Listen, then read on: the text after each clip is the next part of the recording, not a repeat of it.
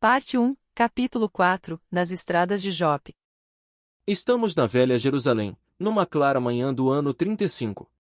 No interior de sólido edifício, onde tudo transpira conforto e luxo da época, um homem ainda moço parece impaciente, à espera de alguém que se demora. Ao menor rumor da via pública, corre à janela, apressado, voltando a sentar-se e a examinar papiros e pergaminhos, como quem se diverte matando o tempo. Chegando à cidade, depois de uma semana de viagem exaustiva, Sadoc aguardava o amigo Saulo para o abraço afetuoso da sua amizade de muitos anos. Dentro em breve um carro minúsculo, semelhante às bigas romanas, estacava à porta, tirado por 2 soberbos cavalos brancos. Num minuto, as nossas personagens se abraçaram efusivamente, transbordantes de alegria e juventude. O jovem Saulo apresentava toda a vivacidade de um homem solteiro, bordejando os seus 30 anos. Na fisionomia cheia de virilidade e máscula beleza, os traços israelitas fixavam-se particularmente nos olhos profundos e percussientes, próprios dos temperamentos apaixonados e indomáveis, ricos de agudeza e resolução. Trajando a túnica do patriciato, falava de preferência o grego, a que se afeiçoara na cidade natal, ao convívio de mestres bem-amados, trabalhados pelas escolas de Atenas e Alexandria. Quando chegaste? Perguntou Sadoc, bem-humorado, ao visitante. Estou em Jerusalém desde ontem de manhã. Aliás, estive com tua irmã e teu cunhado, que me deram notícias tuas ao partirem para Lida. E como vais de vida lá por Damasco? Sempre bem. Antes que se fizesse alguma pausa, o outro observou. Mas como estás modificado? Um carro à romana, a conversação em grego e... Saulo, porém, não o deixou prosseguir e rematou. E no coração a lei, sempre desejoso de submeter Roma e Atenas aos nossos princípios. Sempre o mesmo homem! Exclamou o amigo com um sorriso franco. Aliás, posso apresentar um complemento às tuas próprias explicações. A biga é indispensável às visitas a uma casinha florida, na estrada de Jope, e a conversação grega é necessária aos colóquios com uma legítima descendente de Sacar, nascida entre as flores e os mármores de Corinto. Como sabes? Inquiriu Saulo admirado. Pois não te disse que estive ontem à tarde com tua irmã? E os dois, acomodados em poltronas confortáveis da época, entremeando a conversação com algumas pequenas taças do capitoso Chipre, exploravam largamente os problemas da vida pessoal, relacionando as pequenas ocorrências de cada dia.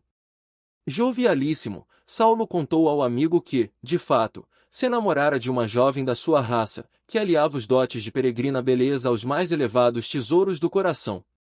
Seu culto ao lar constituía um dos mais santificados atributos femininos.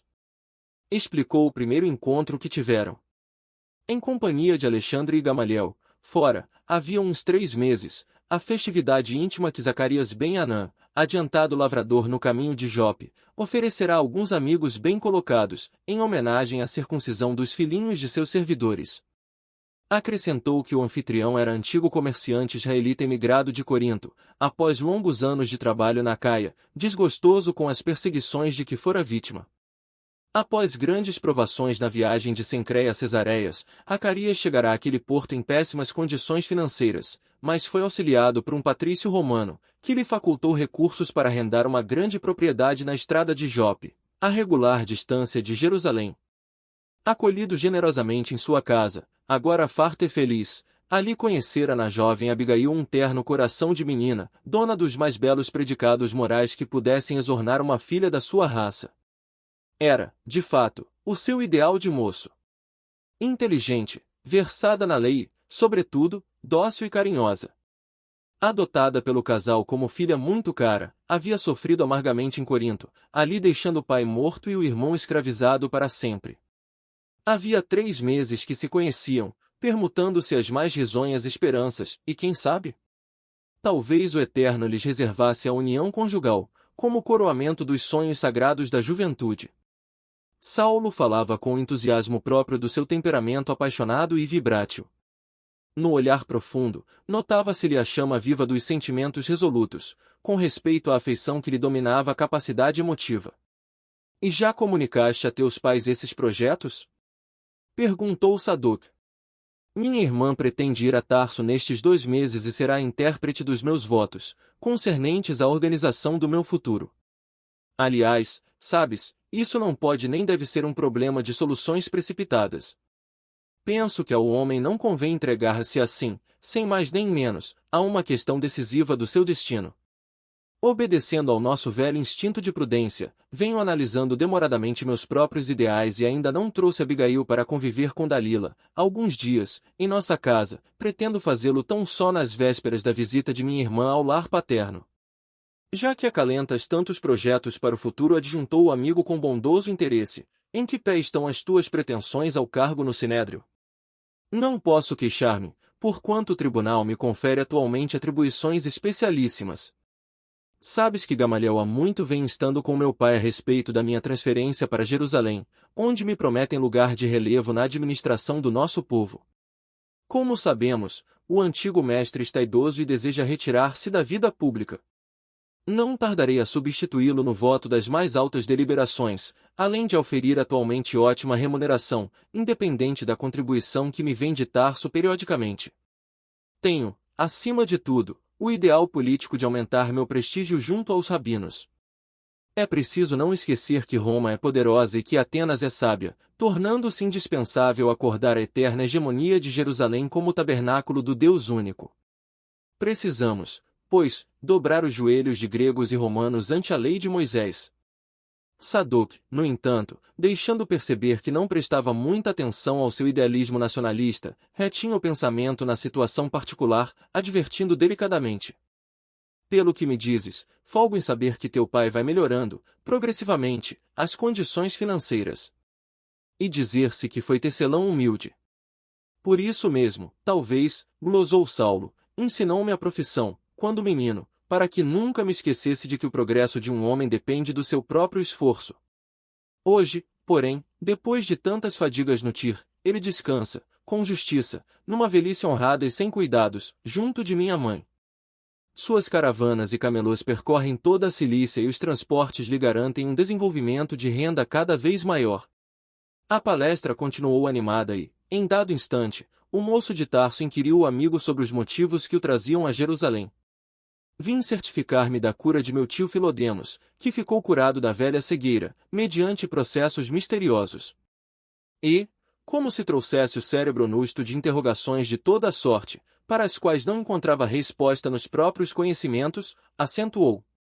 Já ouviste falar nos homens do caminho? Ah! Andrônico falou-me a respeito deles, há muito tempo. Não se trata de uns pobres galileus maltrapilhos e ignorantes que se refugiam nos bairros desprezíveis? Isso, justamente. E contou que um homem chamado Estevão, portador de virtudes sobrenaturais, no dizer do povo, havia devolvido a vista ao tio, com assombro geral de muita gente. Como é isso? Disse Saulo admirado. Como pôde Filodemos submeter-se a experiências tão sórdidas? Acaso não terá compreendido que o fato pode radicar nas artimanhas dos inimigos de Deus? Várias vezes, desde que Andrônico me referiu o assunto pela primeira vez, tenho ouvido comentários a respeito desses homens e cheguei mesmo a trocar ideias com Gamaliel, no intuito de reprimir essas atividades perniciosas. Entretanto, o mestre, com a tolerância que o caracteriza, me fez ver que essa gente vem auxiliando a numerosas pessoas sem recursos. Sim, atalhou o outro, mas ouço dizer que as pregações de Estevão estão arrebanhando muitos estudiosos a novos princípios que, de algum modo, infirmam a lei de Moisés. Todavia, não foi um carpinteiro galileu, obscuro, sem cultura, que originou tal movimento. Que poderíamos esperar da Galileia? Porventura terá produzido outra coisa além de legumes e peixes? E, contudo, o carpinteiro martirizado tornou-se um ídolo para os sequazes. Procurando desfazer as impressões de meu tio, chamando-o à razão com a energia necessária, fui levado a visitar, ontem, as obras de caridade dirigidas por um tal Simão Pedro. É uma instituição estranha e que não deixa de ser extraordinária. Crianças desamparadas que encontram carinho, leprosos que recobram a saúde, velhos enfermos e desprotegidos da sorte, que exultam de conforto. Mas os doentes? Onde ficam esses doentes? Interrogou Saulo assombrado. Todos se agasalham junto desses homens incompreensíveis. Estão todos malucos, disse o moço de Tarso com a franqueza espontânea que lhe marcava as atitudes. Ambos trocaram impressões íntimas sobre a nova doutrina, pontuando de ironia o comentário de muitos fatos piedosos que empolgavam a atenção do povo simples de Jerusalém. Ao finalizar a conversa, Sadoc acrescentou: não me conformo em ver os nossos princípios aviltados e proponho-me a cooperar contigo, embora esteja em Damasco, para estabelecermos a imprescindível repressão a tais atividades. Com as tuas prerrogativas de futuro rabino, em destaque no templo, poderás encabeçar uma ação decisiva contra esses mistificadores e falsos taumaturgos. Sem dúvida, respondeu. E prontifico-me a executar todas as providências que o caso requer. Até agora, a atitude do Sinédrio tem sido da máxima tolerância, mas farei que todos os companheiros mudem de opinião e procedam como lhes compete, em face dessas investidas que estão a desafiar severa punição. E, quase solene, concluía: quais os dias de pregação desse tal Estevão? Os sábados. Pois bem, depois de amanhã iremos juntos apreciar os sandeus. Caso verifique o caráter inofensivo dos seus ensinamentos, haverá que os deixar em paz com a sua logomania, ao lado das mazelas do próximo, mas, caso contrário, pagarão muito caro a audácia de ofender nossos códigos religiosos, na própria metrópole do judaísmo. Ainda por longo tempo comentaram os fatos sociais, as tricas do farisaísmo a que pertenciam, os sucessos do presente e as esperanças do porvir. Ao cair da tarde desse mesmo dia, a biga elegante de Saulo de Tarso atravessava as portas de Jerusalém, tomando a direção do porto de Jope. O sol ardente, alto ainda no horizonte, enchia o caminho com a sua luz muito viva. O semblante do jovem doutor da lei irradiava uma alegria louca, ao trote largo dos animais, que, de quando em vez, passavam a galopar.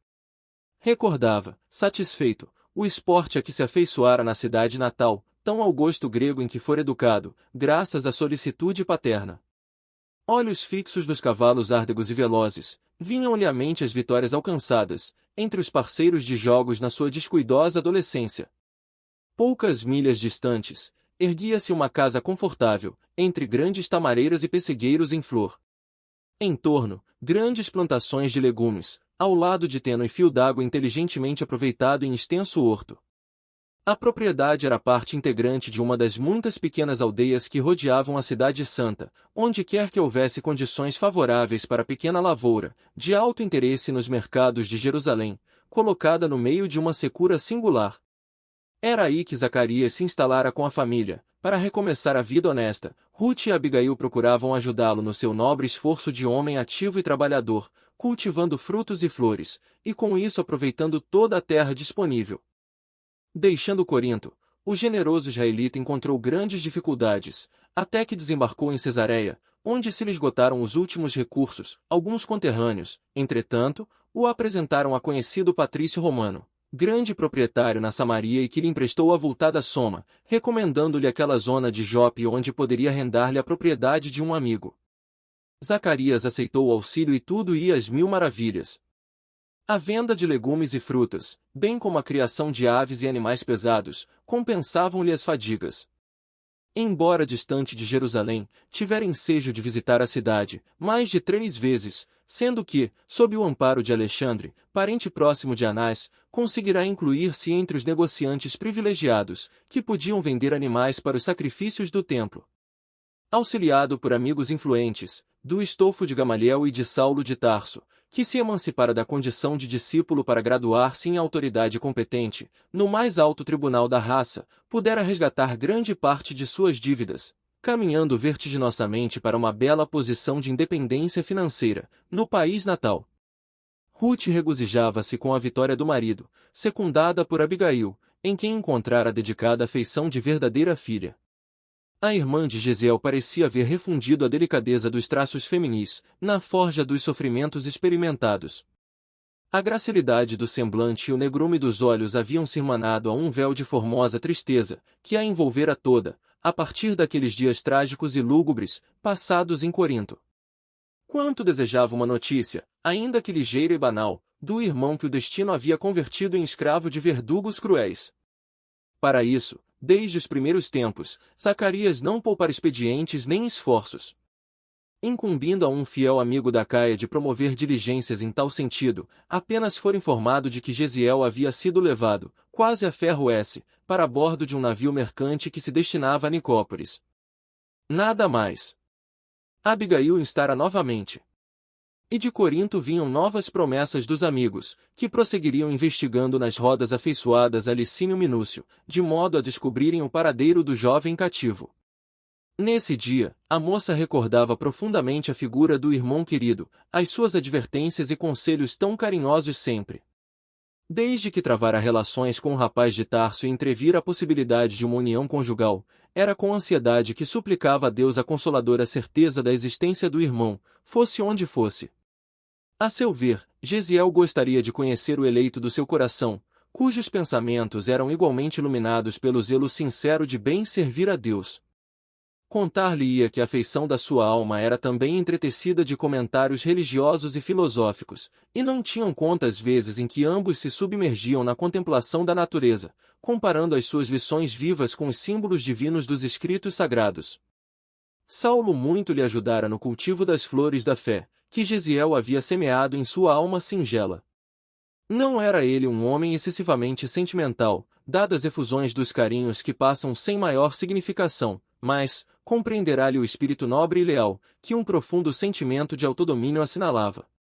Abigail estava certa de entender-lhe as aspirações mais íntimas, nos sonhos grandiosos que lhe empolgavam a mocidade. Sublime atração, essa que a impelia para o jovem sábio, voluntarioso e sincero. Às vezes, parecia-lhe áspero e enérgico em demasia. Suas concepções da lei não admitiam meios termos. Sabia ordenar e desagradava-lhe qualquer expressão de desobediência aos seus propósitos. Aqueles meses de convívio, quase diário, davam-lhe a conhecer o seu temperamento indômito e inquieto, a par de um coração eminentemente generoso, onde uma fonte de ignorada ternura se retraía em abismais profundezas. Mergulhada em cismas, num gracioso banco de pedra junto dos pessegueiros em festa primaveril, viu que o cearro de Saulo se aproximava ao trote largo dos animais. Zacarias o recebeu à distância e, juntos, em conversação animada, demandaram o interior, para onde a jovem se dirigiu. A palestra estabeleceu-se no tom de cordialidade, que se repetia várias vezes na semana, e, como de costume, os dois jovens, no deslumbramento da paisagem crepuscular, quase de mãos dadas como dois prometidos, desceram ao pomar cuja relva se constituía de espaçosos canteiros de flores orientais. O mar estendia-se à distância de muitas milhas, mas o ar fresco da tarde dava a impressão dos ventos suaves que sopram do litoral. Saulo e Abigail falaram, a princípio, das banalidades de cada dia, contudo, em dado momento, reconhecendo o véu de tristeza que se estampava no rosto da companheira, o moço interrogou-a com ternura. — Por que estás tão triste hoje? — Não sei, respondeu ela de olhos úmidos, mas tenho pensado muito em meu irmão. Espero, ansiosa, notícias dele, pois guardo a esperança de que te possa conhecer, mais cedo ou mais tarde. Gesiel acolheria tua palavra com entusiasmo e contentamento. Um amigo de Zacarias prometeu informações a respeito e estamos esperando notícias de Corinto. Depois de pequena pausa, ergueu os grandes olhos e prosseguiu. Ouve, Saulo, se Gesiel ainda estiver preso, prometes-me teu auxílio em seu favor? Teus prestigiosos amigos de Jerusalém poderão intervir para libertá-lo, junto do procônsul da Caia. Quem sabe? Minhas esperanças, agora, resumem-se exclusivamente em ti. Ele tomou-lhe a mão e replicou enternecido. Farei tudo por ele. E, fixando nela os olhos dominadores e apaixonados, acentuou. Abigail, amarias a teu irmão mais que a mim? Que dizes? Exclamou, compreendendo a delicadeza da pergunta. Entendes o meu coração fraterno e isso me exime de mais amplas explicações.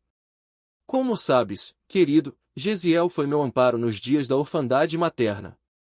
Companheiro de infância e amigo da juventude sem sonhos, foi sempre o irmão carinhoso que me ensinou a soletrar os mandamentos, a cantar os salmos de mãos postas, livrando-me das veredas do mal e inclinando-me ao bem e à virtude. Tudo o que encontraste em mim, constitui dádiva da sua generosa assistência de irmão desvelado. Saulo observou-lhe o olhar úmido de pranto e considerou com bondade. Não chores. Compreendo as tuas sagradas razões afetivas. Se necessário, irei ao fim do mundo descobrir Gesiel, caso ainda esteja vivo. Levarei cartas de Jerusalém à corte provincial de Corinto. Farei tudo. Tranquiliza-te, pois. Pelos teus informes, presumo nele um santo. Mas falemos de outras coisas. Há problemas imediatos a resolver. E nossos projetos, Abigail? Deus há de abençoar-nos, murmurou a jovem, comovida. Ontem, Dalila e o esposo foram a Lida, em visita a alguns parentes nossos. Entretanto, ficou tudo combinado para que estejas conosco em Jerusalém, daqui a 2 meses. Antes que minha irmã empreenda a próxima viagem a Tarso, quero que ela te conheça mais intimamente, a fim de que exponha, com franqueza, a meus pais, o nosso projeto de casamento. Teu convite me sensibiliza sobremaneira, mas nada de restrições nem timidez. Viremos buscar-te. Combinarei todas as providências indispensáveis, com Ruth e Zacarias, e, quanto ao necessário para que te apresentes numa cidade grande, não permitirei que façam aqui despesa alguma. Já estou providenciando para que recebas, em breves dias, várias túnicas de modelo grego. E rematava a observação com um belo sorriso. Quero que apareças em Jerusalém como expoente perfeito da nossa raça, desenvolvida entre as antigas belezas de Corinto. A moça fez um gesto tímido, demonstrando íntimo contentamento. Mais alguns passos e sentaram-se sob velhos pessegueiros floridos, respirando a longos haustos as virações suaves que perfumavam o ambiente. A terra cultivada e colorida de rosas de todos os matizes, exalava delicioso aroma. O fim do crepúsculo está sempre cheio de sons que passam apressados, como se a alma das coisas estivesse igualmente ansiosa pelo silêncio, amigo do grande repouso. Eram árvores frondosas que se velavam nas sombras, derradeiros passarinhos errantes que voejavam céleres e as brisas cariciosas que chegavam de longe, agitando as grandes ramarias e acentuando os doces murmúrios do vento. Saulo, inebriado de indefinível alegria, contemplou as primeiras estrelas que sorriam no céu recamado de luz. A natureza é sempre o espelho fiel das emoções mais íntimas, e aquelas vagas de perfume, que as virações traziam de longe, encontravam eco de misterioso júbilo no seu coração. Abigail disse retendo-lhe a mãozinha entre as suas, a natureza canta sempre com as almas esperançosas e crentes. Com que ansiedade esperei-te no caminho da vida! Meu pai falou-me do lar e das suas doçuras e eu aguardava a mulher que me compreendesse inteiramente. Deus é bom, replicou ela com enlevo, e somente agora reconheço que, depois de tantos sofrimentos, ele me reservava, na sua misericórdia infinita, o tesouro maior da minha vida, o teu amor, na terra de meus pais. Teu afeto, Saulo, concentra todos os meus ideais. O céu nos fará felizes. Todas as manhãs, quando estivermos casados, pedirei, em preces fervorosas, aos anjos de Deus que me ensinem a tecer a rede das tuas alegrias. À noite, quando a bênção do repouso envolver o mundo, dar-te-ei um carinho sempre novo, do meu afeto. Tomarei tua cabeça atormentada pelos problemas da vida e ungirei tua fronte com a carícia de minhas mãos. Viverei com Deus e contigo, somente. Ser-te-ei fiel por toda a vida e amarei os próprios sofrimentos que acaso o mundo possa acarretar-me, por amor à tua vida e ao teu nome. Saulo apertou-lhe as mãos com mais enlevo, redarguindo deslumbrado. Dar-te-ei, por minha vez, meu coração dedicado e sincero. Abigail, meu espírito estava possuído somente do amor à lei e a meus pais. Minha mocidade tem sido muito inquieta, mas pura. Não te oferecerei uma flor sem perfume. Desde os primeiros dias da juventude, conheci companheiros que me incitaram a lhe seguir os passos incertos na embriaguez dos sentidos, precursora da morte de nossas preocupações mais nobres neste mundo, mas nunca traí o ideal divino que me vibraria a alma sincera. Depois dos estudos iniciais da minha carreira, encontrei mulheres que me acenavam, levadas por uma concepção perigosa e errônea do amor. Em Tarso, nos dias suntuosos dos jogos juvenis, após a conquista das melhores láureas, recebia, de jovens inquietas, declarações de amor e propostas de núpcias, mas, a verdade é que permaneci insensível, a esperar-te como heroína ignota do meu sonho, nas assembleias ostentosas de púrpuras e flores. Quando Deus aqui me conduziu ao teu encontro, teus olhos me falaram, num lampejo, de sublimes revelações. És o coração do meu cérebro, a essência do meu raciocínio e serás a moldeadora das minhas edificações, em toda a vida. Enquanto a moça, sensibilizada e venturosa, tinha os olhos mareados de pranto, o fogoso mancebo continuava. Viveremos um para o outro e teremos filhos fiéis a Deus. Serei a ordenação da nossa vida, serás a obediência em nossa paz. Nossa casa será um templo. O amor a Deus será sua maior coluna e, quando o trabalho exigir minha ausência do altar doméstico, ficarás velando no tabernáculo da nossa ventura. Sim, querido. Que não faria por ti? Mandarás e obedecerei. Serás a ordem de minha vida e eu rogarei ao Senhor que me auxilie a ser teu bálsamo de ternura. Quando estiveres fatigado, lembrar-me-ei de minha mãe e adormecerei tua alma generosa com as mais formosas orações de David. Interpretarás para mim a palavra de Deus. Serás a lei, serei tua serva. Saulo enternecia-se ouvindo aquelas expressões blandiciosas. Eram as mais belas que já havia recolhido de um coração feminino.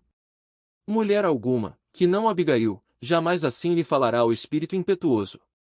Habituado aos longos e difíceis raciocínios, escaldando o cérebro nos silogismos dos doutores, em busca de futuro brilhante, sentia a alma ressecada, sedenta de verdadeiro idealismo. Desde criança, com a sadia educação doméstica, guardava puros os primeiros impulsos do coração, sem jamais contaminá-los na esteira dos prazeres fáceis ou do fogo das paixões violentas, que soem deixar na alma o carvão das dores sem esperanças. Acostumado ao esporte, aos jogos da época, seguido sempre de muitos companheiros em desvario, tivera o heroísmo sagrado de sobrepor as disposições da lei às próprias tendências naturais. Sua concepção de serviço a Deus não admitia concessões a si mesmo. A seu ver, todo homem devia conservar-se indene de contatos inferiores com o mundo, até que atingisse o tálamo nupcial. O lar constituído haveria de ser um tabernáculo das bênçãos eternas, os filhos, as primícias do altar do maior amor, consagrado ao Senhor Supremo. Não que a sua juventude estivesse isenta de desejos. Saulo de Tarso experimentava todos os anseios da mocidade impetuosa do seu tempo. Imaginava situações de anelos satisfeitos, e, no entanto, sujeito aos carinhos maternos, prometera a si mesmo jamais tergiversar. A vida do lar é a vida de Deus.